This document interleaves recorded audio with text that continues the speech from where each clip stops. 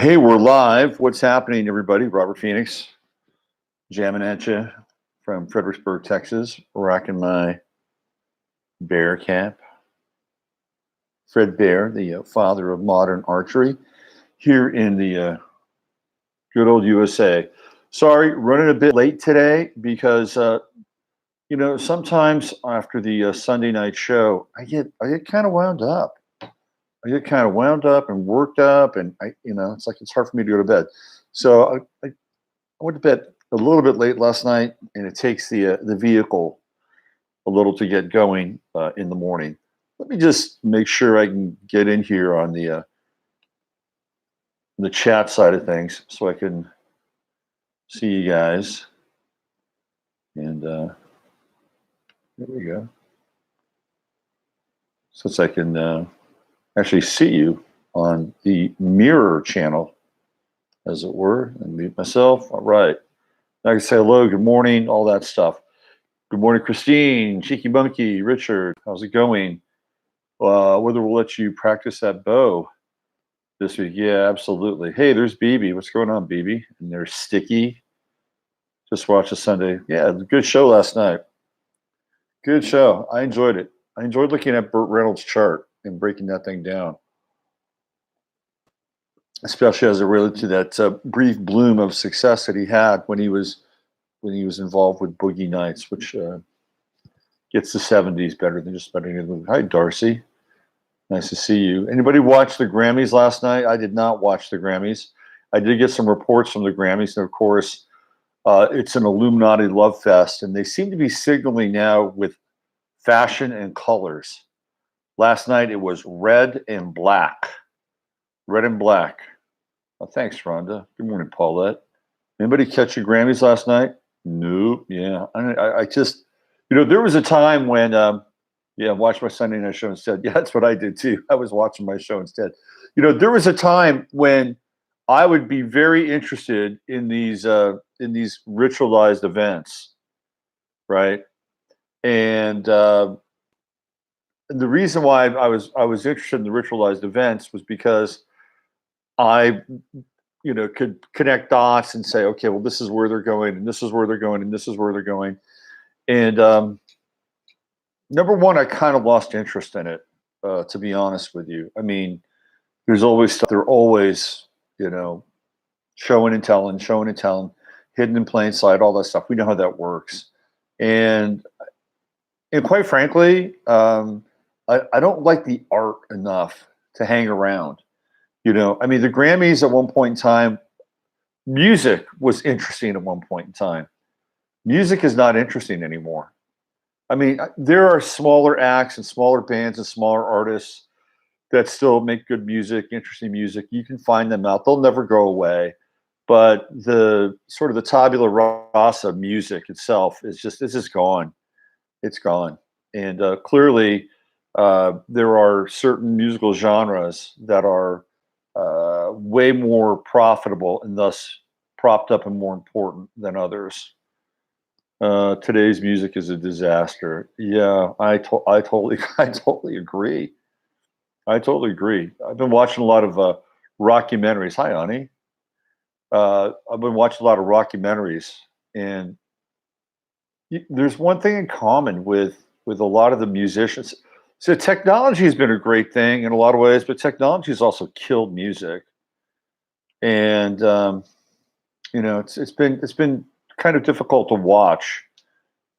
Just throw up some auto tune and get some loops together and some samples, and you really don't have to play anything. And I was watching these rockumentaries on Jimi Hendrix, who had a really rough life, man. Hendrix had a really, really rough go of it. I feel sorry for that guy.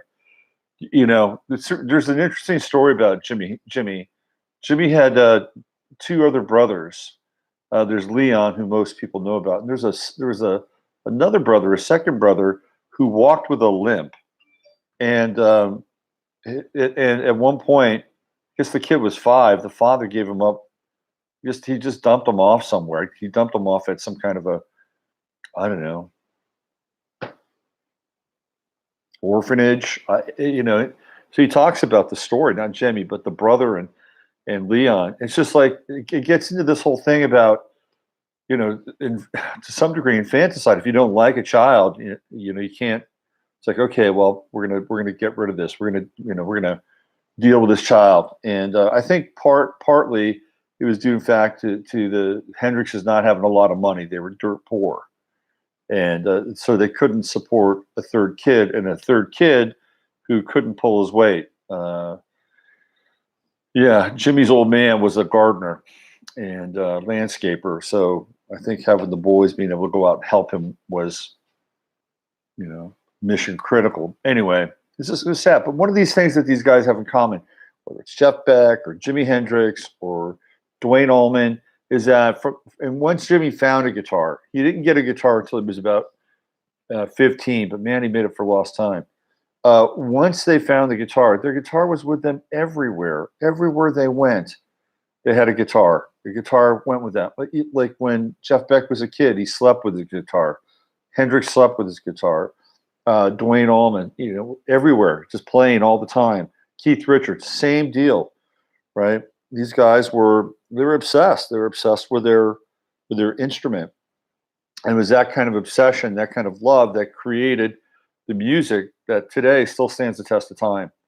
You go back and you listen to some of those Hendrix tracks, and they're just freaking mind-blowing. Or the first two Allman Brothers records. It's incredible stuff. And we don't get that now. You don't, it's sad. It's really sad. So that's another reason why I don't check those shows out. And also, here's the other thing too, right? This gives you kind of a real barometer of where we are socially. That if you go back and watch the award shows from the 70s, there was always an element of danger involved. It was like, was somebody going to speak out against the Vietnam War? I remember one time with Vanessa Redgrave, she spoke out against Zionism. She won a Best Actress award. Later in her career, she recanted that, probably because it made professional sense in order to do that. But she spoke out against Zionism. And I remember when Marlon Brando sent Sashim Littlefeather up to get an award for him, and she was Native American, and she was there to talk about the injustice to the Native Americans. And George C. Scott didn't show up for Pat. I mean, there's always the potential that something could kind of slide off the rails, and there was this whole, this kind of, middle finger to the man. And that was going on back then. You don't get the middle finger to the man anymore, by the way, unless it's the white man, in which case there's millions of middle fingers that are being raised. But you don't get it. Does this whole, our society has become slavishly involved in conformity, and it's very, very sad. Very sad. Now, they may have conformed to the most radical type of operating system, Luciferianism, right? So there's this, I mean, think about that. It's like conformity is Luciferic. That's what it's become. Isn't that weird? Like at one time being radical and being engaged in some sort of form of cultural departure was Luciferic, and now it's conformity. Everybody just conforms to it at a high level because that's what they're told to do. They've got those contracts. But there's another level of conformity that I want to talk about. We're going to blend into the operating system piece or the organizing principle. So I went out to Austin this weekend, and I had to get a new. Life is weird. So this computer I'm on right now, it was really dying. It was like, fuck, I've got to get a new computer. So, and it was getting mission critical. Like I was doing a lesson with somebody, and my desktop just went away. It's like, where did it go? Everything's gone. It's like, this is not good. I was able to get my desktop back. I cloned the computer, and they said I've got to go get a new computer. So I went into Austin, and I snagged a new computer. Well, it's not new, but I got one off of Craigslist because I need to have a reliable piece of equipment. Anyway, I came back, and this computer's fine now. So now I got two computers. Anyway, I met this guy who sold me the computer at this cafe, and it's called Flight Plan or Flight Path. Anyway, I went in there, and everybody, with the exception of these two women, were on their computers or on their pads or dealing with their cell phones and they were all plugged into their private Idahos. Even if they were sharing a table with another person, if they were there and they were there with a friend, both of them had their computers on and were like in computer world. Nobody was talking except for these two women. What separated these two men from everybody else in that cafe? They were not from this country. They were either from Spain or from Mexico. They were, you know, they were speaking in English, but it was very accented English. But they were speaking. They weren't on their cell phones. They weren't on their laptops. They weren't on their pads. It was, I remember, you know, back in the 70s, 80s, 90s, people talked to each other. You know, you went to a cafe, maybe you brought a book or two, people did read, but you'd also see people having conversations. And I guess you have to go to a bar now to have that, because in cafes it doesn't happen. You know, the cone of silence is descended upon the habitus of modern cafe life. It's very depressing in a lot of ways. Very, very depressing. I was like, man, this is not good. This is really not good. So then I went out to dinner after that, and went to my old stomping grounds, Jack Allen's, had a lovely dinner. And there were, I witnessed three changes of tables, like turns. And two out of the three had kids at the table next to us. One kid was on his pad the whole time through dinner, whole time. And then there was another turn, and then the turn after that comes, and there's a family, two kids, mom, dad, and both of the kids immersed in their devices. So out of those, I think there was like three turns. Two out of those three turns had kids. Out of those turns, the kids were gone. They were in some other world, right? I mean, it is just blowing my mind, you know, that first of all, there can be a lot of things that kids can learn at a dinner table with adults. I mean, there is a bonding that takes place, right? There's an imprinting, for better or worse. You listen to an adult conversation, if adults even have adult conversations anymore, I'm not sure. But if they did, the kids could listen. Then what's going on here? What can I learn about this? You know, what are they talking about? Are they talking about world affairs? Are they talking about ideas? Are they talking about their prejudices? Are they talking about their morals? Are they saying something funny? There's none of that. There is none of that. Because when I was a kid, that's what you did. Maybe you had a coloring book. I don't know. I mean, I dropped that shit when I was very, very young. And I'd just go in, I'd sit down, and, you know, I'm an only child, so I didn't have much of a choice, but I'd sit down, I'd listen to what was going on, and I'd interact, and I'd talk, and, you know, we'd have conversations. But that was sorely missing. So not only did I see this immersion, this technological immersion at the cafe with adults, but then I witnessed it with kids, and this is very troubling. It's very, very troubling. And this is probably one of the reasons why the music has died as well, because people could be doing other things. You know, before we had technology, people had. I mean, I'm sure they still do. I don't want to have these broad sweeping generalizations, but people would go out and they'd find things to do.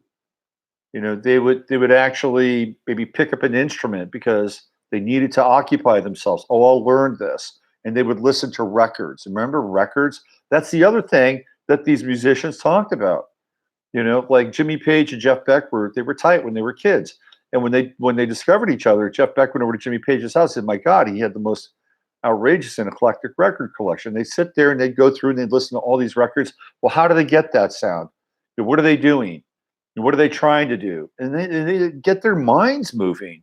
And then they get on their guitars and they try to recreate it. And, you know, anyway, I think it's a very dismal state of affairs, and plugs our psyche and our consciousness right into the dark soul of the Matrix. And that was not a very interesting nor uplifting scene in either place. Anyway, let's get into this whole idea of the organizing principle. Okay, this is. So I've been thinking about this.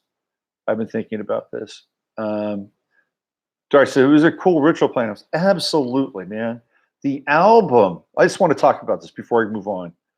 The album was such an incredible experience in a lot of ways. Ursula says, real quick, it depends on which cafe. My cafe in Palm Springs, coffee, people always speak to each other. But you're right, kids are becoming autistic from their iPads. Yeah, this is Austin, so there's a bunch of hipsters in Austin. They're too hip to talk. They're telepathic. They're very advanced here. All right, before I get into the organizing principle, I just want to talk about the album thing. And getting an album. First of all, there is that initial contact with the album. You go to a store and you look at the cover. And there were times I just bought albums based on the covers. I didn't care what the music sounded like on the inside. I like this cover, and I'm just going to go with it, right? And hey, Nikki, nice to see you. So I bought an album cover one time, and it said Utopia, and there was this eye in the center, and there were these cones jutting out from this eye, and it was Todd Rundgren's Utopia. It was the first Todd Rundgren record I ever owned, and it was mind blowing. It was like, man, this is crazy stuff. I love it. I bought the Mahavishnu Orchestra when I was 13 years old. Birds of Fire. I didn't know what they sounded like, but man, I sure liked that cover. And I love the title, Birds of Fire. Sounds cool to me. And then I plugged in, it was an 8-track cassette, and I plugged it in, and bang, it was like, holy shit, I just stepped into another universe. And then on the album side, of course, there were the liner notes, the open up the sleeve. I mean, it was a ritual, and you learned how to like flip it and everything. It was incredible. It was absolutely incredible. And there was a journey. When you bought an album, 33 and a third record, it was a journey. It was a portal into a completely different experience. And I don't think we have even remotely anything similar. Are albums making a comeback? I hope so. That'd be great. It'd be totally great. We need more. And the record store experience itself. You go to a record store, you meet people. Oh, what do you think of this? Oh, I like this. I used to work at a record store. It was great. It was totally great. Put on records. What is this, man? What is this? I love this. Oh, it's like, do you have any more? No, sorry. It's just kind of the store copy, and I kind of just play it for me here. But there's other stuff like it. It was great. And then once you got through like sort of the rock stuff, let me go over to the jazz section. What's happening over there? Oh, what the hell is this? This is really interesting. I mean, it was a discovery. It was a journey. And we don't have that anymore. Our journeys are brought to us, right to us. They're brought right to us 24/7 on demand. And there's no sense of making any kind of an effort or making any kind of a pilgrimage, even if it's a modest pilgrimage, to have an experience. And it's not good for the spirit. It's really not good for the spirit. Record players and records are back in a big way and growing. That's good. I'm glad to hear that. We need more of it. I bought my kid a record player for graduation a couple of years ago. My first album was Janis Joplin, Ball and Chain.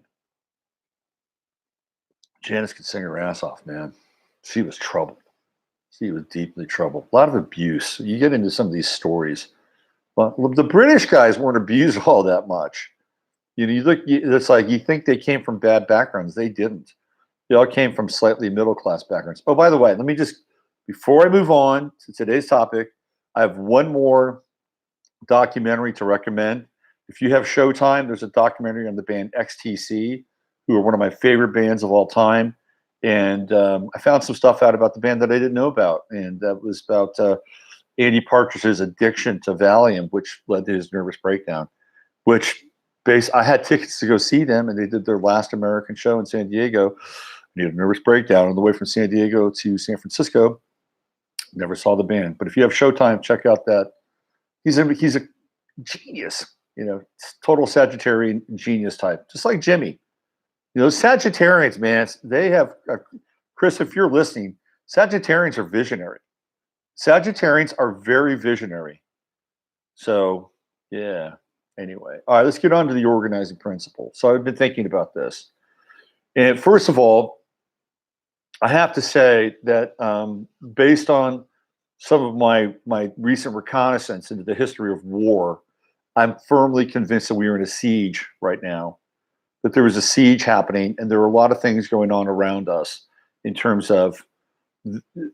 I think what happens is that when the social structures or the social environment and the stimuli, if it's intensely broadcast and chaotic and negative, bombard people to a point where they can't take it. So they go within, they unplug. I mean, theoretically they unplug, and maybe this is what's going on with the people in the cafe, but they unplug because there's too much going on. They can't handle it.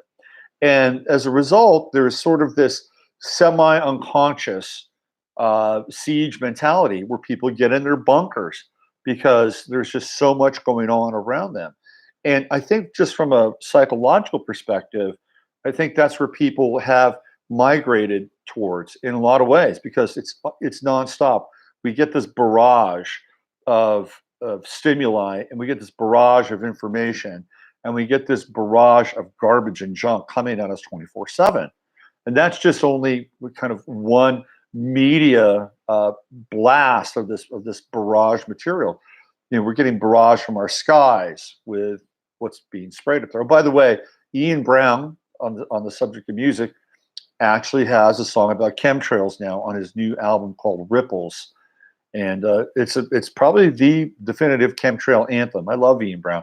Album's okay. It's an Ian Brown record. I like his music a lot. But the chemtrails, I think it's called Blue Sky Day or something like that.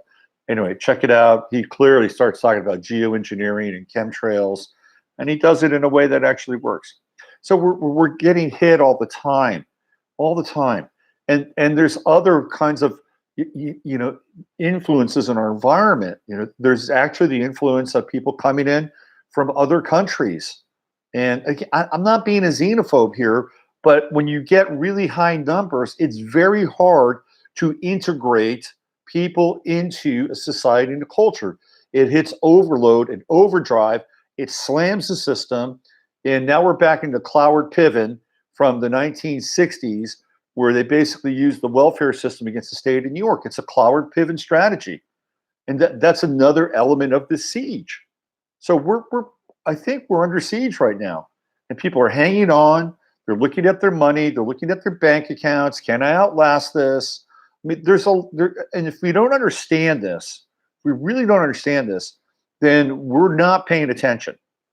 It's important to understand it because everything that I've looked at, from the siege at Newark to the siege in Galatia between Caesar and the Gauls and what's his name, Victorinox, right? You look at all these sieges, and there are things that add up to where we are now. It's a soft siege. That's what we're in. So I begin to think about this, like, so if we are trying, if we're dealing with the siege mentality, and there is a group theoretically that is responsible for the siege, and they are, right? What are they doing? Well, they're trying to flip the system. They're trying to flip the system. And they want to flip the system to a globalist, one world, communitarian system. This is what's happening, okay? And if you cannot see it, you're not awake.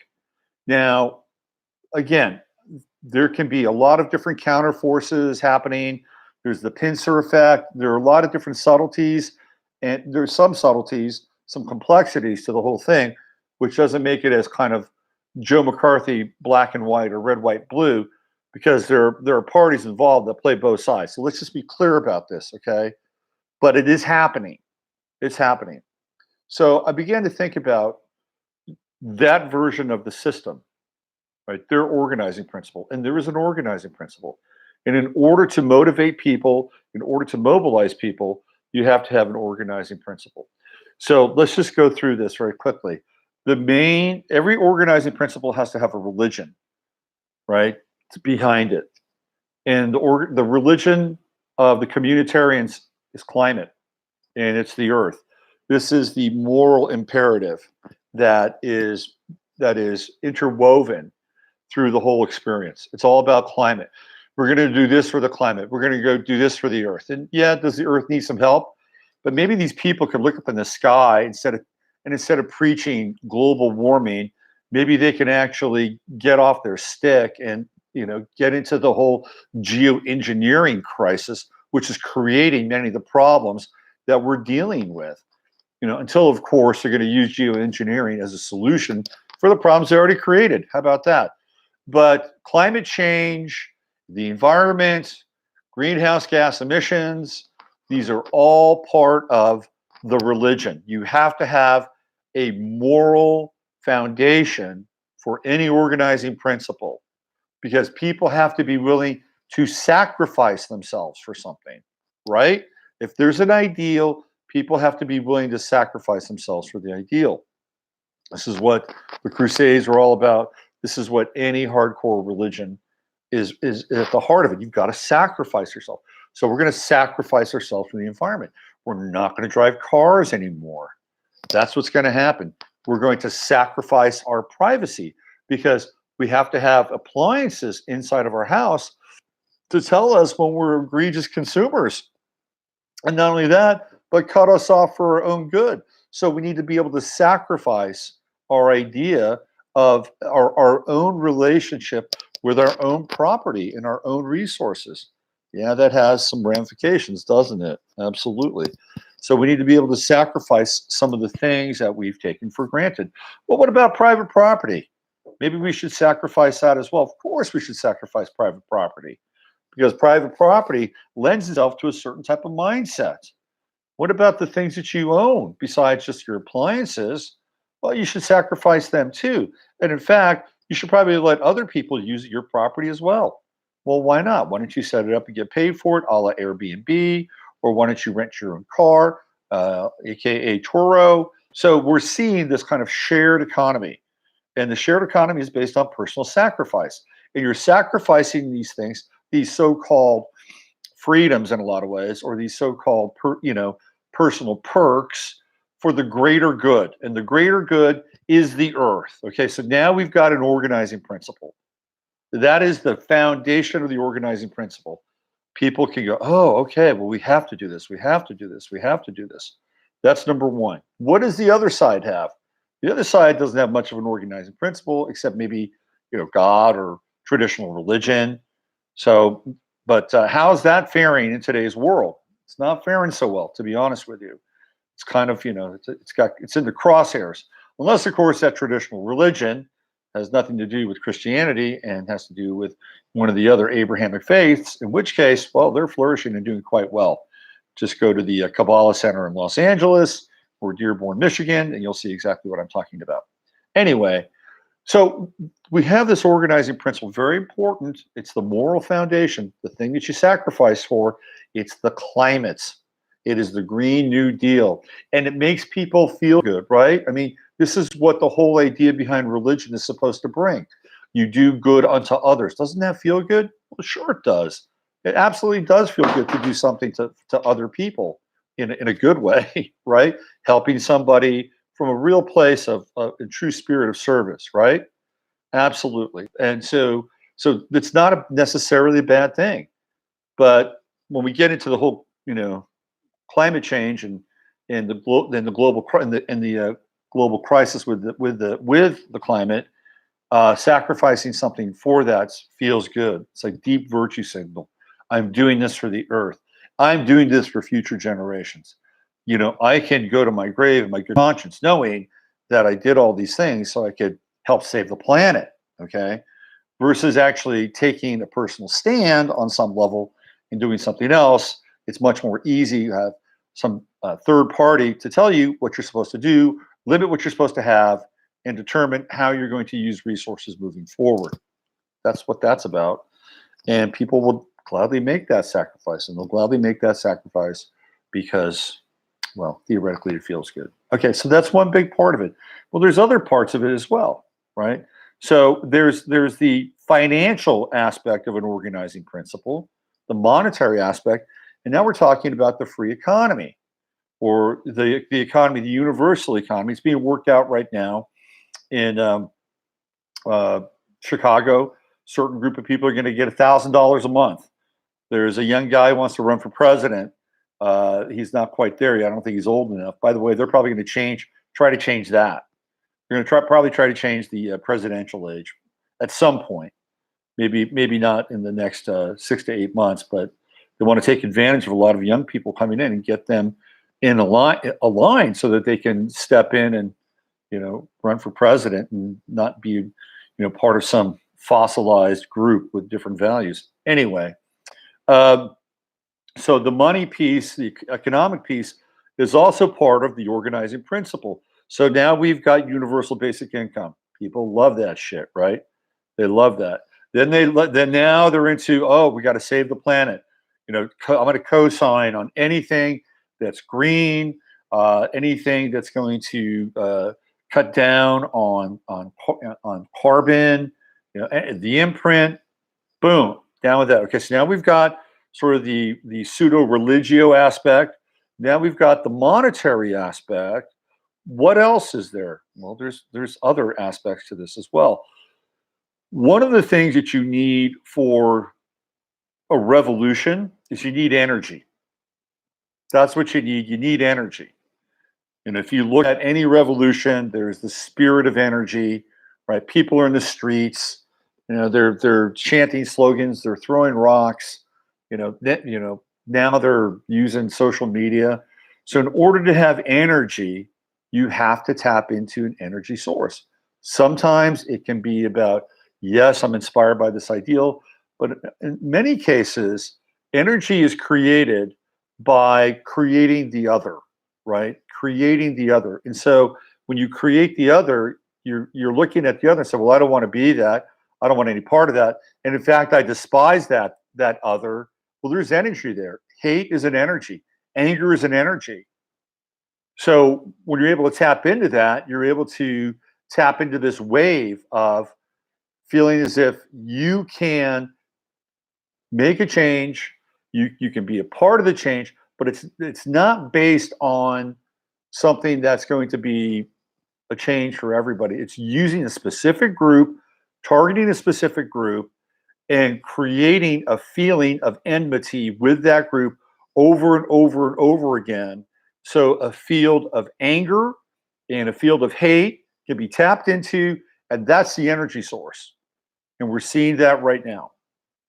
We're seeing that right now. So part of the organizing principle of this is the extinguishing of the other. Okay. And you clearly know what I'm talking about.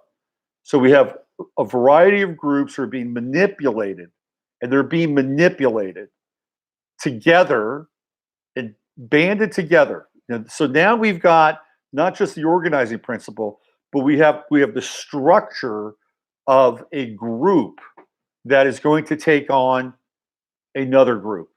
So if you look at it and break it down, it's just like what happened with Rome, and when Rome went after Attila the Hun. Attila the Hun had 40,000 troops and was just cutting a swath through Europe. And Rome decided, well, we can't fight them alone. So Rome had all these other various tribes that they enlisted. Rome had the Visigoths and all these other people. And so when the Huns fought the Romans, it wasn't just the Romans. It was all these other groups that have been brought into play, right? So what's happening now is that groups in this country, to some extent in the world, are being militarized. They're being weaponized. So whether it's women, whether it's blacks or Hispanic Latinos or Asians or LGBTQ, whatever the group is, they're being weaponized because they're being taught and told that this other group over here is the source of all their problems. Okay. And if you eradicate that group, then everything will be just fine and peachy on planet Earth. Okay. Well, they may want to rethink that, to be quite honest with you. But that's the weaponization of groups, and that's taking place. And that's also part of the organizing principle to install a new system and to have the energy to do it. The energy is built on enmity, separation, and hate. That's what it's built on. And that's the energy source that these people are tapping into. Then there's mythologies, which is a much more kind of complex area that I don't want to get into right now. Maybe I'll do it just a little bit. Just a little bit. But there are mythologies that are created and promulgated, and the mythologies give supernatural identity to our experience as humans, right? So when we look at a myth, particular myth, and let's say a Prometheus stealing fire from the gods, right? That gives us a connection to some kind of supernatural or meta force that we tap into. Look what we can do if we do this. Yeah, will there be a price to pay? In the case of Prometheus, yes, there was a price to pay. But look what we can do, right? This is something that's beyond us. But if we tap into the myth, we're capable of far much more than we thought we were or could expect ourselves to be. That's going on. And the myth driver in our culture is comic books and the representation of comic books in cinema. Comic books are the new mythos. So whether it's Black Panther or Captain Marvel or the X-Men, these are the social drivers, and this is the power of myth that is being invested in people, and they're tapping into this at a subconscious level, at a very subconscious level. So this is another kind of platform for this organizing principle. It's the mythological one. It's not necessarily sort of the trans orthodoxy of the green planet, right? Because that's kind of an orthodox thing on some level, right? This is kind of the esoteric version of what I'm talking about. So now we have these various pieces, these various planks. Technology plays a role, absolutely. Smart this, smart that. We're going to be moving into things like, we already are, biometrics, facial recognition. I watched a commercial the other day, and it was this fusion of exactly what I'm talking about. Okay, it's all condensed and concentrated in this one commercial. So in this commercial, there's a very attractive African-American woman. She's in a very fast-looking car, although the car itself hasn't really taken off yet. Now the car is in a garage, and as she's in that car, there is this like kaleidoscopic mash between her envisioning herself driving and this movie Captain Marvel, where this woman is a superhero and she's got, supernovas coming out of her eyes and everything. So this is all about power. Okay, this is a power-driven commercial, and it's for Hertz. And you know what it's all about? It's all about for when this woman gets up to taking her car out of the garage as a rental. All she has to do is stare into a camera, and she's gone. Right? So that's the build-up to that moment. It's a woman, African American, right? So there's a message there. It's like, hey, you've been dispossessed. You've been down on the social hierarchies. Well, we're gonna put you in this position. You've got more power than you know of, right? She's African American. She's a woman, and here comes the myth. It's Captain Marvel and the baddest chick in the universe, right? It's all slamming together, and it's not just any car. It's not just any car. It's not, it's not an SUV no, it's a fucking hot rod. And this is a very attractive woman, long hair. She's ready. The top is down, and bang, she's gone. She doesn't have to hand over a car. She doesn't have to have a human interaction with another person. Oh, that would be messy. That would be a drag on my time, right? No, it's just look in and go. This is a partnership between Hertz and Clear. This is part of the organizing principle. Convenience. It's convenience. You're going to get free money. You're going to get free healthcare.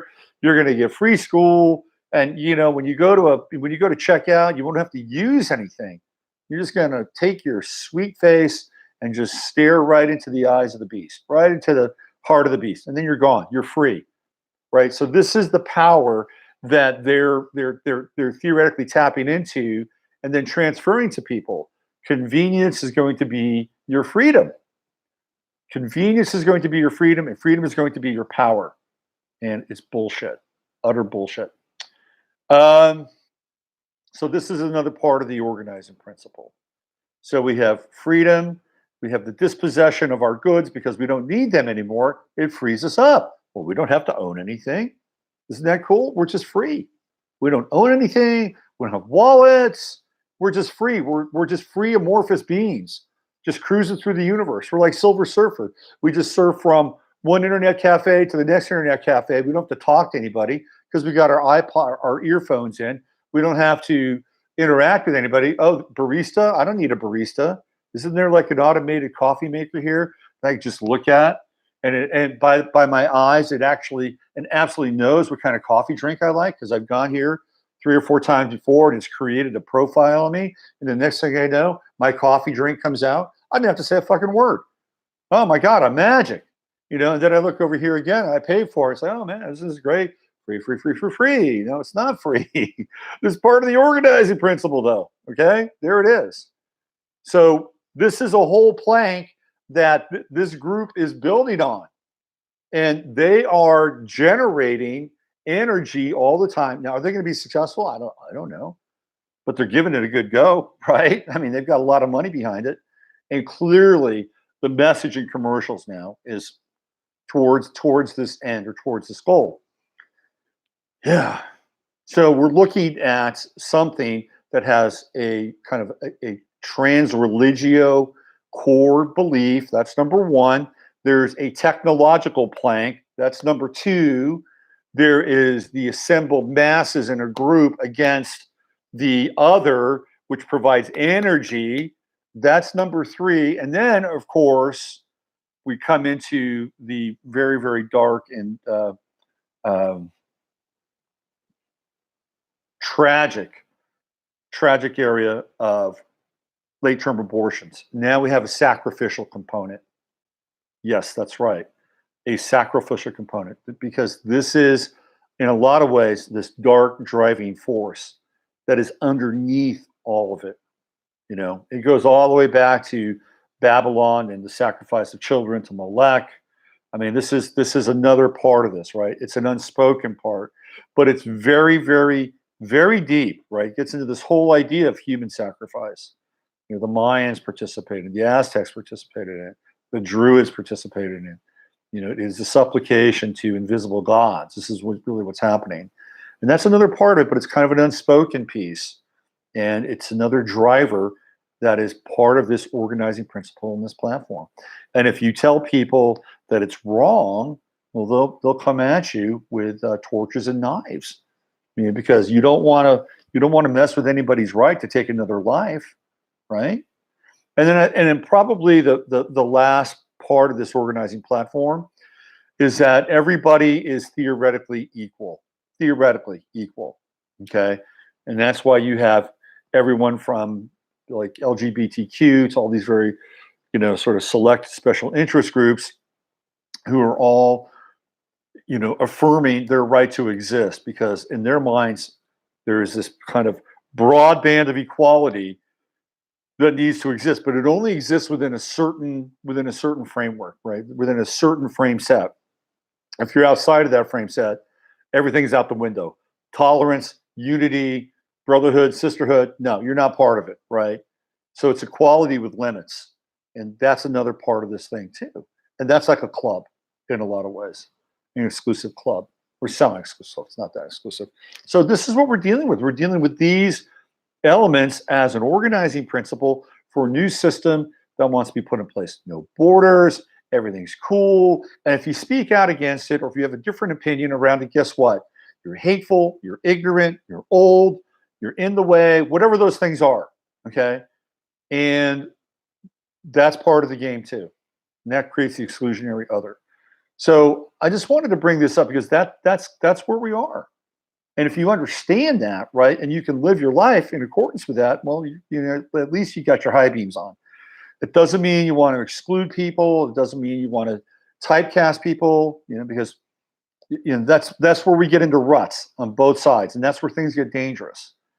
Because you want to be able to keep, you want to keep the window open so you can actually have real human interactions, and that people can redefine themselves against some kind of stereotype. This is very important. It's very, very important, because what happens is when we get into these places and we see we see these elements of play, we create a kind of intellectual and philosophical lockdown. And while it's important to understand it, we also have to have some wiggle room so that we know that these people, in many cases, are still human, can be reached. You can have a conversation with them, and vice versa. But I'm not, I can't control them. I can only control what's inside of me. So that's our role to play. We need to see that what's going on. It's important, but we can't be so locked in such a way where we miss opportunities in some ways to stay in touch with our own humanity. All right, let's see what else we got here. The Lab Master AI. Hello, Hal. What else do you have? Let's see. Got poleaxed by a moment of clarity last night. Oh, good. Let's see what else we have. My dad stuck to Bible names mostly. What else do we have here? That's from Judy. Grow up one letter of the alphabet, and the letter is Hal. Hal. Paula, what you're saying is so succinctly terrifying, but it is the game plan. You couldn't have described it better. I don't believe they'll get away with it. People are waking up. Yeah, absolutely. People are waking up. And what the challenge of people waking up is, what do they do? It's like, holy shit, I'm just, you wake up somewhere. What do you do? Well, if you want to wake up and we want to create another culture, then people who wake up have to have their own organizing principles. And that's just the way it is, right? People have to rally behind something that they all believe in. And for me, it's very, very, my organizing principles are, no vaccines. I'm anti-vaccine. No 5G. I'm anti-5G. No genetically modified organisms in our food. No fluoridation in our water, right? And people should have a choice whether or not. The right to life thing. Look, I'm not into abortion. I'm just not.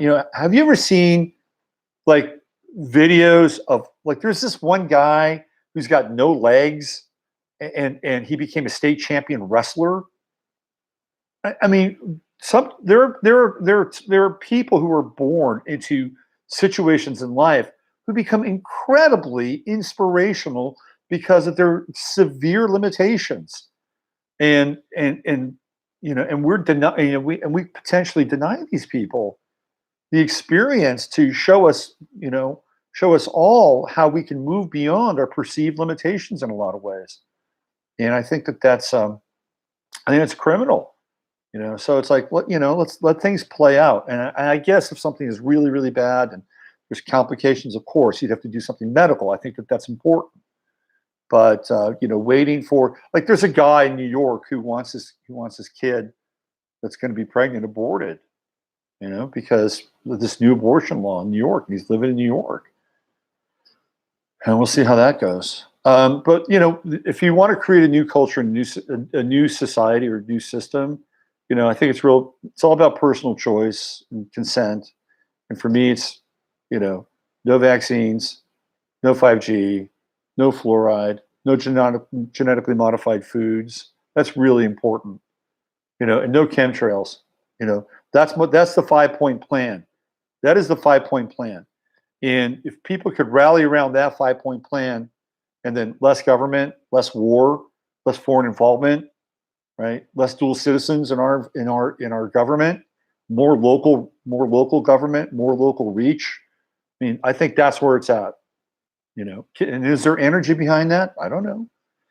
I don't know if there's energy behind it, but there's certainly energy behind the other. We're not, wouldn't create energy by stigmatizing or demonizing the other, because that doesn't work. That's a short-term plan. Because you know what happens? That fire eventually burns out. All fires burn out, right? Even those terrible, terrible, terrible California fires, some of the most hellish fires on Earth in recent memory. They eventually, with the help of the fire departments, and they eventually burned out. Even if they, even if they didn't have the assistance, at some point they would burn out. So that's a limited hang. Hate is a limited hang, and it can only sustain energy for so long, as it's translated into anger. What else do we have here? The grand satanic ritual that took place in Switzerland in 2016 for the world's deepest tunnel anchored them in. That was really a trip, man. Right? I remember seeing that. I was like, what the hell is going on there? They're definitely welcoming the lords of the underworld to the upper world for sure. Hypersonic monkey brain says, if you learn how their tricks and schemes work, you cannot be fooled. Absolutely.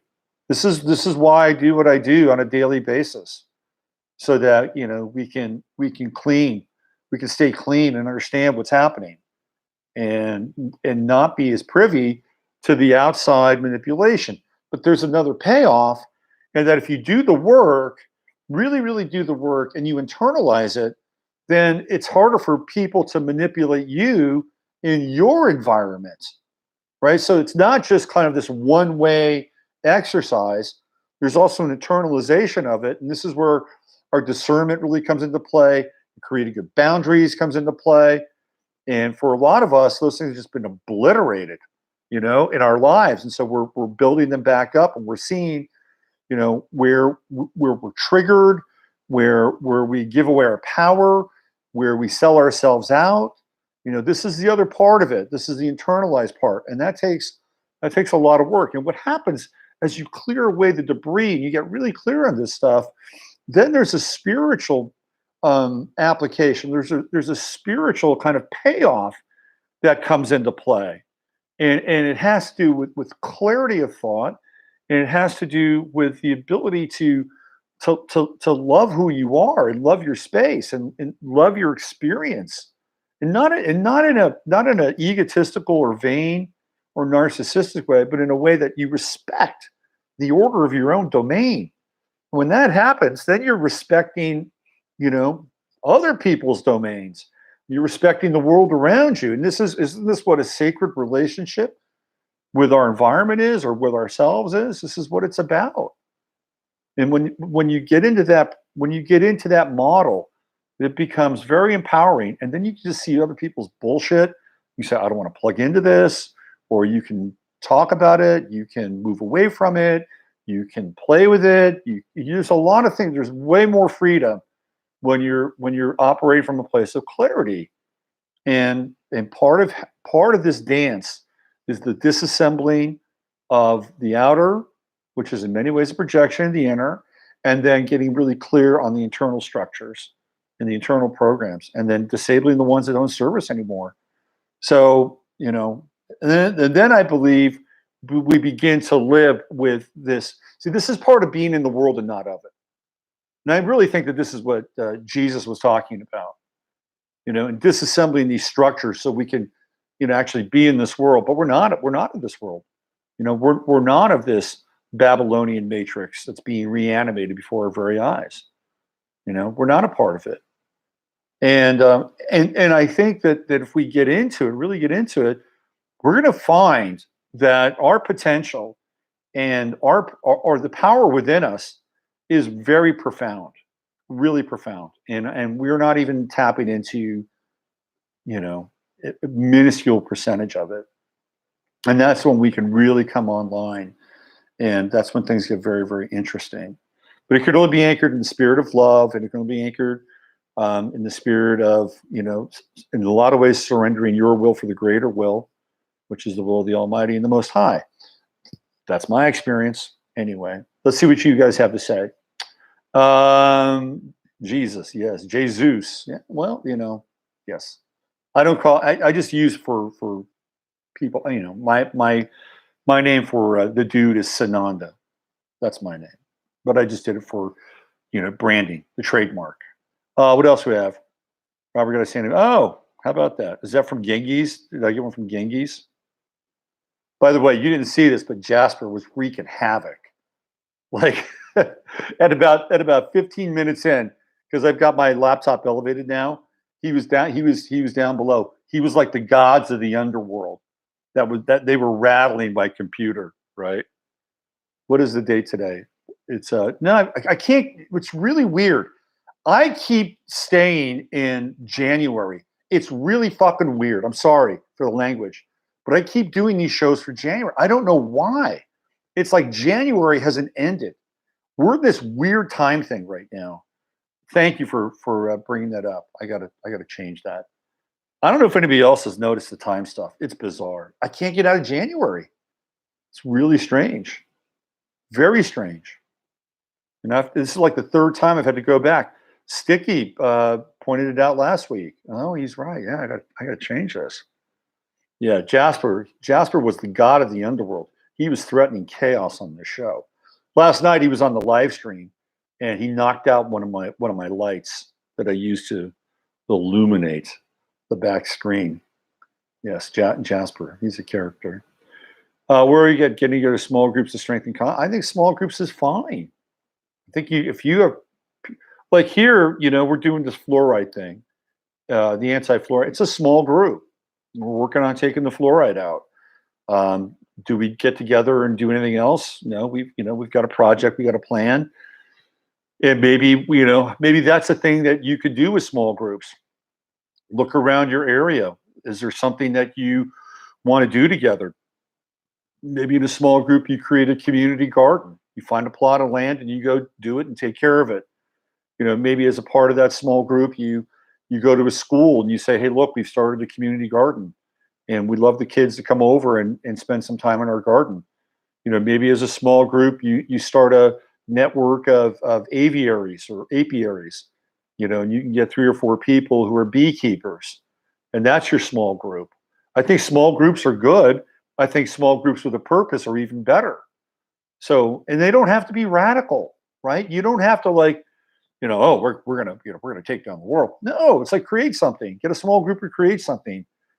Change a pernicious law or regulation that doesn't allow you consent in your local area. But yes, small groups are good. Small groups that do something are even better. And especially if they're in the material world, other people can benefit from them. That's what I would recommend. So, yeah, it's weird, right? Look at this. Let's go. Mary says, I've been experiencing time lapses lately. Also weird. Shannon says, I'm having the same January problem. Let's see. Sticky Mark, sick and tired of January. Right. So yeah, I can't get out of January. It's real weird. Yeah, Jasper knocked one of my lights out. He thought he was being clever, but I had more light than he understood. Okay, I think that's it. I went a little long today. Sorry. I was trying to do these things in about 20 minutes, but sometimes you have a lot to say, or I have a lot to say. I'm basically closing my deal today with Boxcast, and Boxcast is going to be my streaming partner, and I'm hoping to stream something tomorrow night. I don't know if it's going to happen. I'm hoping to, because tomorrow, the 12th, is the 9th anniversary of when I did my first podcast on Blog Talk Radio. So it was February 12th of 2010. It was my first podcast. So tomorrow night would be the 9th anniversary of that. Okay. Oh, Fred Neil. I know Fred Neil. Isn't he a singer-songwriter? I think he is. Anyway, so keep your eyes on that. And I am going to do a GoFundMe on this. I've got a target amount, and it's I've got to go out of pocket, because basically what I'm going to be doing is I'm going to be embedding this now on my website, and you're going to be able to come to my website, and then the videos will be uploaded to YouTube later. But this is all going to start to happen from robertphoenix.com. Okay. And I'll be able to broadcast to some other venues and locations. I think I'll be able to broadcast to the Roku channel, believe it or not. I don't know how that's going to work. We'll see. Anyway, keep your eye on that. I'm finalizing that deal today, and I will have a GoFundMe for that. And if you can, don't donate yet. Just let me get the GoFundMe up if you want to be a part of this, and you'll be able to do that. Okay, so I think the target goal is 1,500. I think that's what it is. I think it's 1,500 basically. So that covers the cost for an entire year. It's 1 year. Okay. Next year we'll have to see where we are again if we want to continue to work in this format, which I think is going to be a good format. Gets me out of YouTube, and I just Steve and Chris were saying that they got unsubscribed. People talk about this all the time. I got unsubscribed from your channel or somebody else's channel. So this, you won't get unsubscribed. Trust me. It'll be a whole different thing. All right, I'm out of here. Use your head to discern what's real, your heart, what's possible. I'm Robert Phoenix. Thank you for joining me in 15 Minutes of Flame, and I'll be back tomorrow, and maybe 2 shows tomorrow. Okay, we'll see you. Take care.